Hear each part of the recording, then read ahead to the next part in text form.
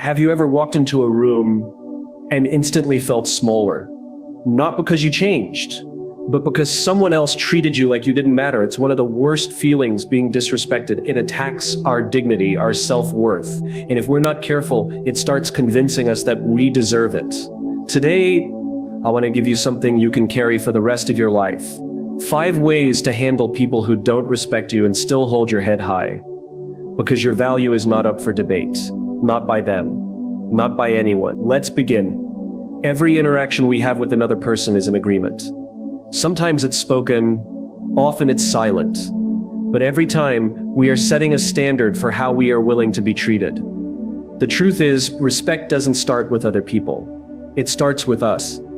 It begins the moment we decide, consciously and deliberately, what we are willing to tolerate, what we are willing to welcome, and what we are willing to walk away from.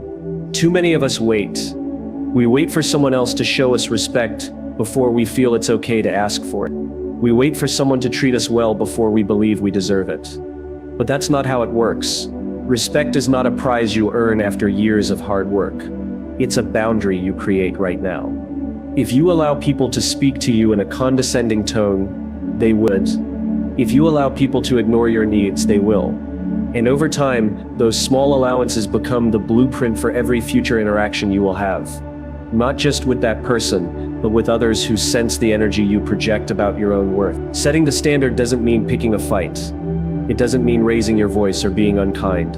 It means standing firm. It means being clear, calm, and unwavering in the way you show up. Because when you speak from a place of self-respect, you give other people a blueprint too, not just for how they must treat you, but for how they might begin to treat themselves.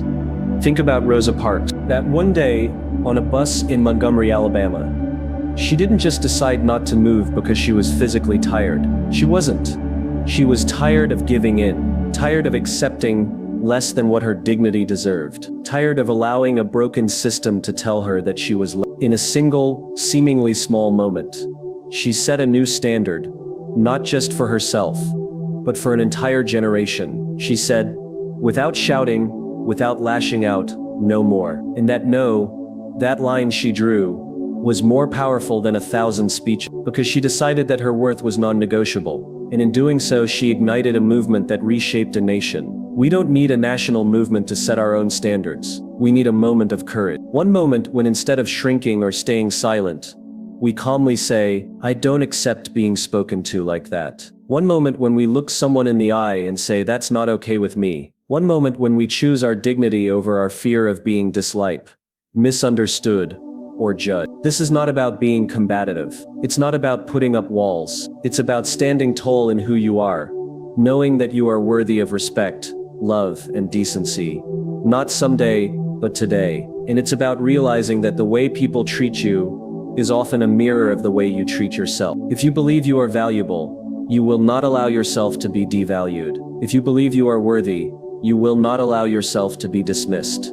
Setting the standard is hard. It requires bravery, because it means facing the possibility that some people won't like it. It means facing the risk that someone might walk away. But here's the secret. When you enforce your standard, the right people will stay. The right people will rise to meet it. And those who don't, they were never meant to be there in the first place. You are not responsible for managing anyone's discomfort with your boundaries. You are responsible for making sure you honor them. We teach people how to treat us. Every word we say, every time we speak up or stay silent, every time we stand firm or shrink away, we are teaching the world what is acceptable and what is not. And if we don't take that responsibility seriously, someone else will set the terms for us. Life will set the terms. Circumstance will set the terms. Fear will set the terms. But when you choose to set the standard yourself, something incredible happens. You begin to shape your reality instead of reacting to it. You begin to attract relationships, opportunities, and environments that recognize your worth. You start to walk through life differently, with your head higher, your shoulders back, your voice steady, because you know you are not at the mercy of anyone else's opinion of you. And the beautiful part is, when you hold yourself to a higher standard, you invite others to do the same. You give people around you permission to be brave, to be clear, to be true to themselves. Your courage becomes contagious. Your self-respect becomes a light for others to find their way back to their own. There's a world of difference between asking for respect and commanding it, without uttering a demand. The former depends on others to grant it. The latter flows naturally from within. When you embody the standard you expect, you don't have to explain it or negotiate it. People will feel it, and those who respect it will align with it naturally. The story of Rosa Parks reminds us that setting a standard doesn't always look like a grand gesture. Sometimes it's sitting quietly, but firmly in your seat, refusing to move when injustice asks you to. Sometimes it's saying one simple sentence that changes the entire trajectory of a relationship. That's not okay with me. Sometimes it's choosing again and again to honor your worth, even when no one is clapping, even when no one is watching. You are setting a precedent with every boundary you uphold. You are telling the world how to love you, how to respect you, how to value you. And in doing so, you are not just changing your own life. You are raising the standard for everyone who looks to you for an example of what is possible. So the next time someone crosses a line, remember this: you are not being difficult for speaking up. You are not being rude for refusing to be disrespected. You are not being dramatic for saying calmly and clearly, "This is not acceptable to me." You are being a leader. You are being a force. You are being the kind of person the world needs more of. Someone who knows that dignity is not optional, that worth is not negotiable, and that setting the standard you expect is one of the most courageous, most powerful things you can ever do. When someone disrespects you, it's deep down you might feel a spark ignite,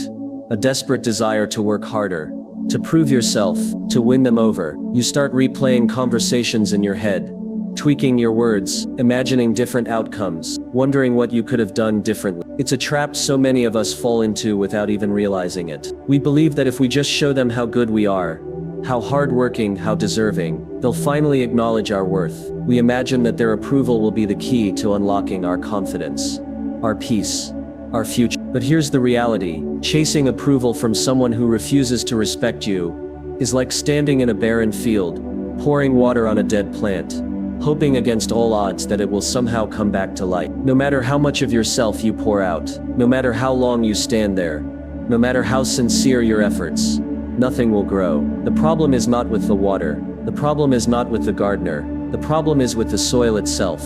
It cannot give life because it was never able to receive it. There's a term for this cycle: approval addiction. It's a hunger that can never be satisfied, because the validation you're seeking is from a source that is incapable of giving it. And the tragedy is, the longer you chase it, the more you lose. You lose your energy, you lose your dignity, you lose your sense of self. And for what? For someone who could see you in your fullness and still look away. For someone who cannot or will not recognize the value that you carry every day. This addiction whispers lies to us. It tells us that if we just did a little more, said it a little better, smiled a little wider, we would finally earn the love and respect we crave. But here's the truth: your worth is not a negotiation. It's not something someone else can give you or take away from you. It's not up for debate. It exists because you exist. It's already yours. When you tie your value to the approval of others, you place your life in their hands. You allow their blindness to define your brilliance. You allow their brokenness to dictate your beauty. You allow their limitations to limit your life. And nothing is more tragic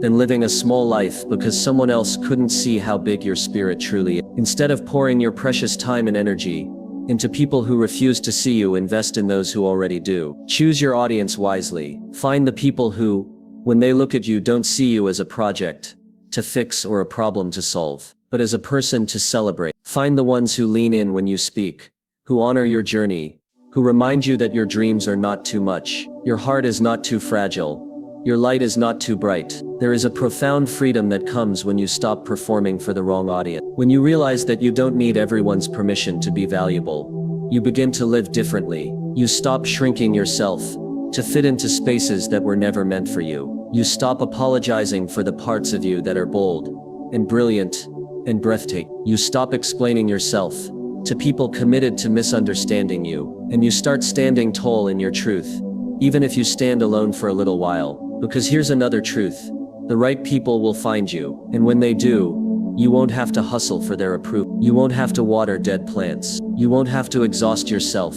begging for scraps of respect. With the right people, your light will not threaten them. It will inspire them. Your success will not diminish them. It will delight them. Your presence will not make them uncomfortable. It will make them feel more alive.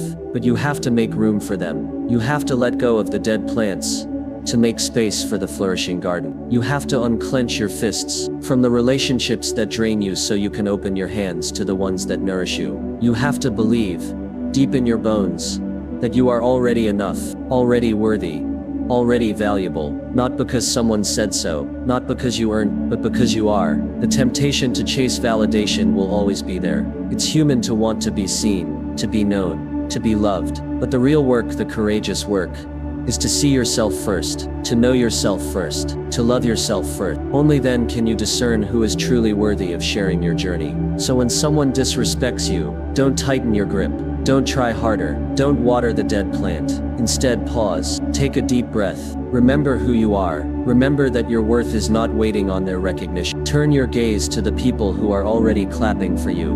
Even when the room is quiet, pour into the spaces where you are celebrated, not just tolerated. Water the gardens that bloom under your touch. Choose your audience with intention. Stand in your worth with unwavering conviction. Because you are not here to beg for a seat at the wrong table. You are here to build your own. You are here to light fires that cannot be ignored. You are here to live a life that does not apologize for its brilliance. And that journey doesn't begin when others see your worth. It begins the moment you decide to see it yourself. Imagine for a moment that you're standing in the middle of a storm. The winds are howling, the rain is coming down in sheets, and it feels like the whole world is conspiring to knock you off your feet. Now you have a choice. You can either let the storm dictate your next move, panic, scream, lash out, or you can plant your feet firmly on the ground, steady your breath, and respond with strength and purpose. This choice in the chaos of the moment defines not only who you are, but who you are becoming. Disrespect is that storm. It's loud. It's chaotic. It's meant to unsettle you. It's a deliberate attempt to pull you down to a lower place, a place where anger, defensiveness, and fear rule. When someone disrespects you, it is rarely about you. It's about them. It's about their pain, their insecurity, their need to control something because they feel they are losing control elsewhere. The tragedy is not in being disrespected. The tragedy is when we allow ourselves to be pulled into that same pit of negativity, losing ourselves in the process. But there's another path. A path that very few take because it requires more strength, more discipline, more character. It requires you to respond instead of react. Reaction is immediate. It's visceral. It's the shouting match, the slammed door, the sharp retort that you regret moments after it leaves your lips. Reaction is survival mode. It's your ancient brain firing off alarms. But responding is leadership. Responding is seeing the situation not just through the eyes of the moment, but through the lens of the bigger picture. Think about Nelson Mandela. Here was a man who spent 27 years behind bars, unjustly imprisoned, separated from his family, subjected to conditions designed to break any human spirit. And yet, when he walked out of that prison, he didn't react. He didn't lash out. He didn't let bitterness or rage guide his steps. He responded. He chose dignity. He chose clarity of purpose. He chose to lead, to heal, to unite. Imagine the immense strength it must have taken to look his oppressors in the eye and extend his hand, not in vengeance but in reconciliation. That is the power of a response. That is the true measure of a leader every day. We are given smaller versions of that same test. It might come from a coworker's snide comment, a stranger's rudeness, or even a loved one's careless words. Each time we feel that initial spark ignite inside us, that jolt that says, how dare they? That instinct that screams, fight back. And yet the greatest power you can wield is not in fighting back the same way, but in pausing, in breathing, in asking yourself the critical question, am I about to react emotionally or respond intentionally? That tiny space between stimulus and response, that moment where you choose who you want to be, is everything. It's where freedom lives. Because when you react, you hand over your power. You let the person who disrespected you dictate your behavior. You become a puppet to their provocation. But when you respond, you stay in control. You stay aligned with your values, your mission, your best self. It's not easy. It takes practice. It takes commitment.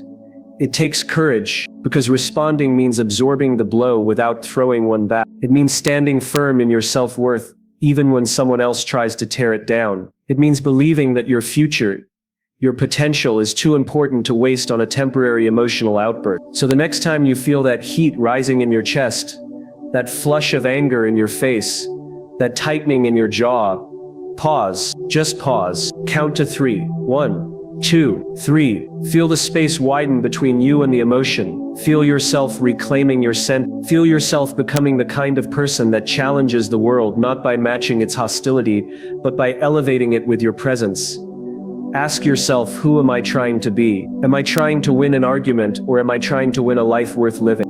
Am I building bridges, or am I burning them down? Because every choice you make in those moments is building something. You're either building trust, respect, and leadership, or you're building walls, resentment, and imagine the impact you can have not just on yourself, but on the people around you when you consistently choose to respond rather than react. Imagine being the calm in someone else's. Imagine being the person who others look to in moments of crisis and chaos, not because you shout the loudest, but because you stay the steadiest. Imagine the trust you will earn, the opportunities you will unlock, simply because you chose to be bigger than the situation you were in. That's what the world needs. Not more noise, not more outrage, not more quick, angry reactions that only escalate the chaos. The world needs more people who can hold their ground with grace, people who can lead with empathy, even in the face of disrespect. People who can inspire others not by what they say in moments of peace, but by what they do in moments of conflict. It's tempting to think that strength is shown in force, in volume, in fighting back harder, but real strength is quieter.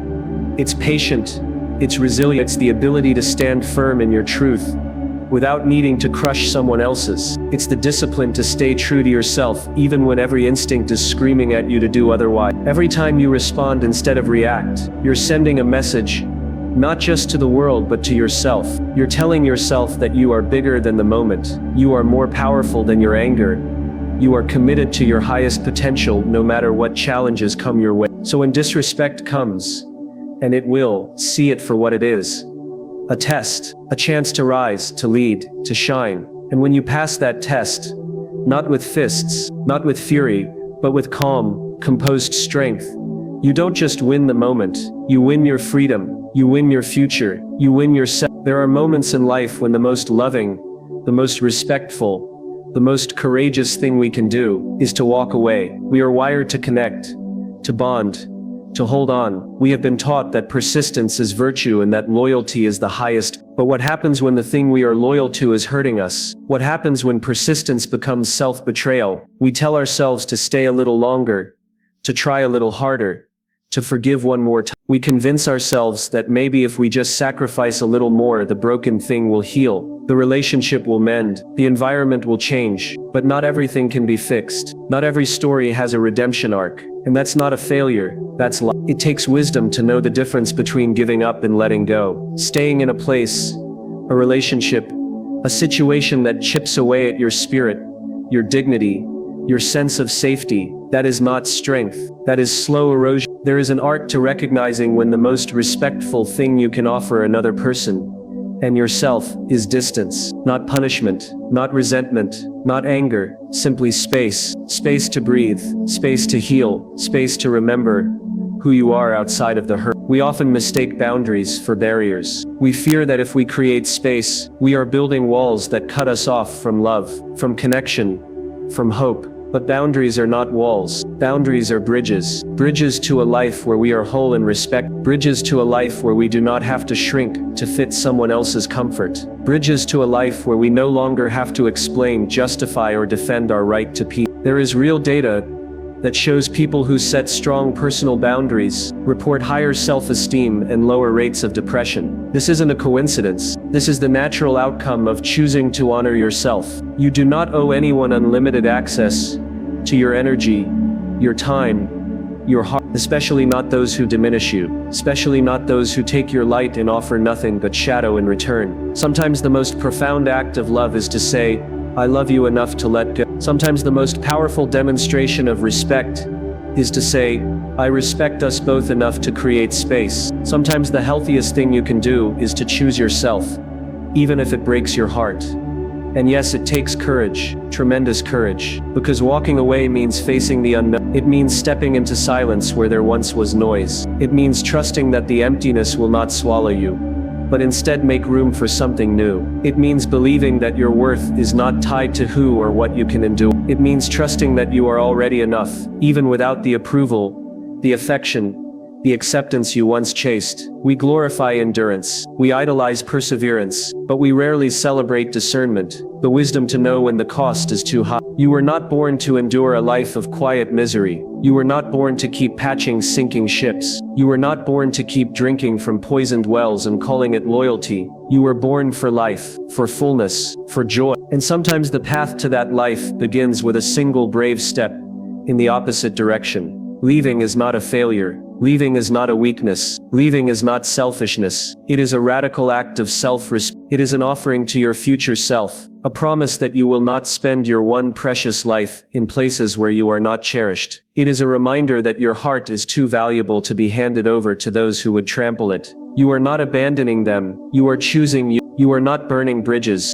You are building new ones to a healthier, fuller, freer life. You are not being cruel. You are being honest. Sometimes love looks like showing up. Sometimes love looks like holding on. But sometimes love, real love, healthy love looks like leaving. It is not easy. Your mind will tell you to stay. Fear will whisper that you won't find better. Guilt will gnaw at your resolve. Hope will clutch at your heels. But you know better. Deep down you always have. You know that life is too short and too sacred to waste in places that require you to abandon yourself. You know that healing sometimes requires amputation. You know that freedom is often disguised as loss. The people who are meant to walk with you, they will honor your boundary. They will meet you where you are without demanding that you diminish yourself. They will celebrate your growth, even when it requires change. They will not punish you for needing space. They will not resent you for choosing health. They will not demand you compromise your soul for their comfort. And for those who cannot or will not understand,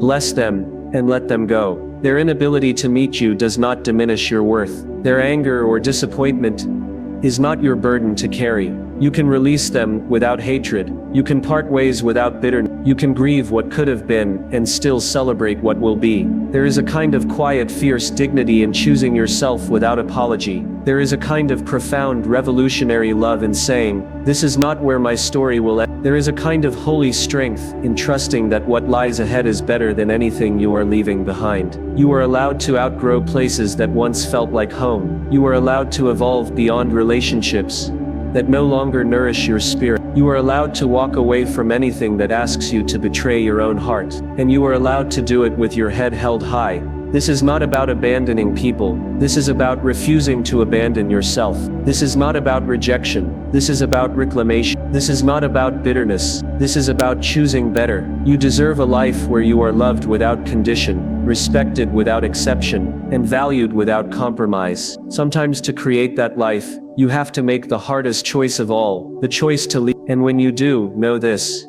it is not the end, it is the beginning. The beginning of a life built not on fear, not on obligation, but on love. Love for yourself, love for your future, love for the incredible story that is still being written. When someone disrespects you, it can feel like a punch to the soul. It's a sharp, sudden pain that leaves a mark deeper than words can express. But what if I told you that pain you feel, that sting of disrespect, says far more about the person delivering it than it will ever say about you? What if you knew, deep down, that your worth is untouched by someone else's inability to see it? Imagine standing before a mirror that's been cracked and dirtied by years of neglect. You are radiant, a masterpiece of strength, kindness, resilience, yet, when you look into that broken mirror, the reflection staring back at you is distorted. The cracks create false lines on your face. The dirt casts shadows where there should be light. And if you aren't careful, you might start to believe that broken image is the truth. You might start to think, maybe I'm not as whole, not as brilliant as I thought.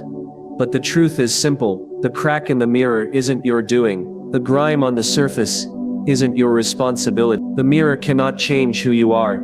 It can only fail to show you the truth. And so it is with people. When they speak from a place of cruelty, of judgment, of smallness, they are revealing themselves, not defining you. Their words, their actions, their disrespect, it's the dirt on their own mirror, not the truth of your reflection.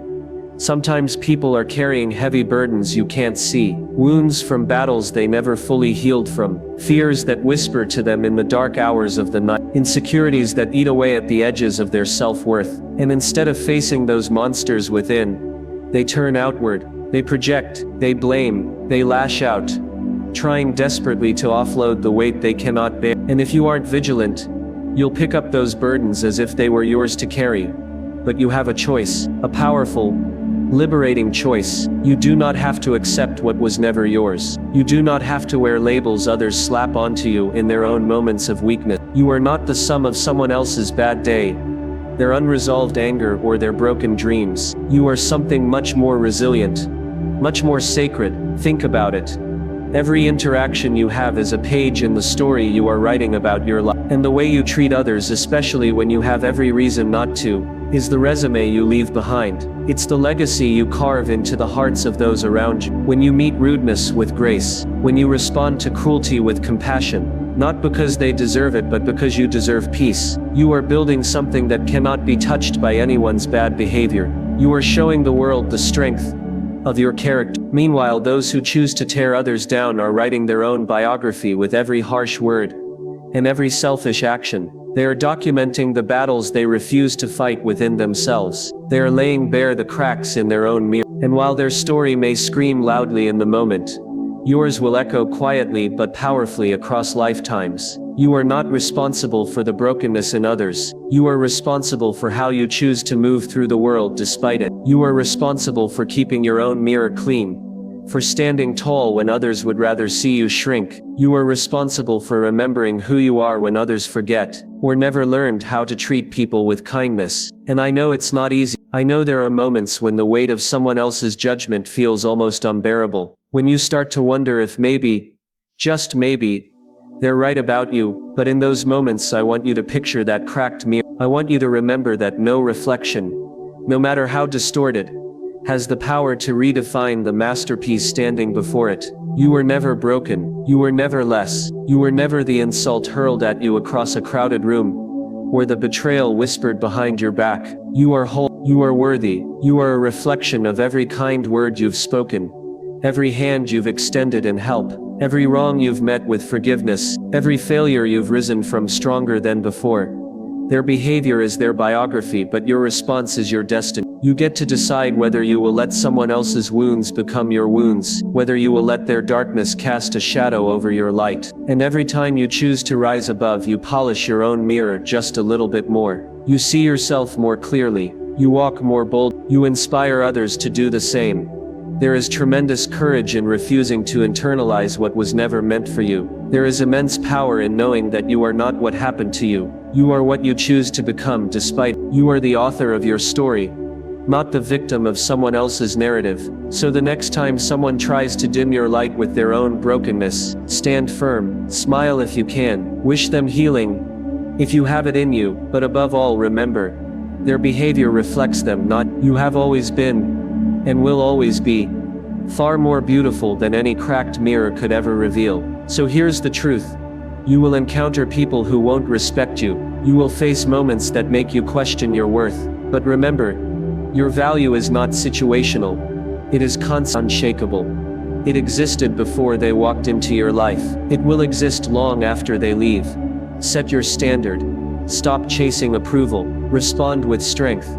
Create space when you need it, and never ever mistake someone else's brokenness for your own. Respect isn't given freely by others. It's first given fiercely by you to you. Thank you.